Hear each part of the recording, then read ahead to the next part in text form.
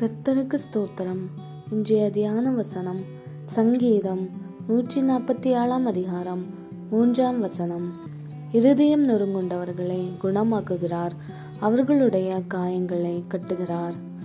இந்த வசனத்திலேருந்து நாம் என்ன பார்க்குறோன்னா, ஏசப்பா நொறுங்குண்ட இருதயம் உள்ளவர்களை ஏசப்பா குணமாக்குகிறார், அவங்க காயங்களை ஏசப்பா கட்டுகிறார்.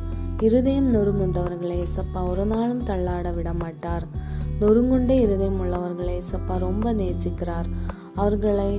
அவர்கள் கண்ணீர்களை ஏசப்பா துர்த்தியிலே வைத்து அதுக்கு நியாயம் செய்கிற தேவன் நம் தேவன். ஏசப்பா காயங்களை கட்டுகிற தேவன். அவருடைய காயங்களால் நம்முடைய காயங்களை கட்டுகிற தேவன். அதனால ஒவ்வொரு நாளும் நாம் ஆண்டவர்கிட்ட நம் நொறுங்குண்ட இருதயத்தை ஏசப்பாட்ட நம்ம ஊற்றி ஜெபிக்கும் போது ஏசப்பா நம் காயங்களை கட்டி நமக்கு சமாதானம் அருளுவார். இந்த வசனத்தின் மூலம் இன்றைய நாள் உங்களுக்கு ஆசீர்வாதமாய் இருப்பதாக. ஆமேன். God bless you.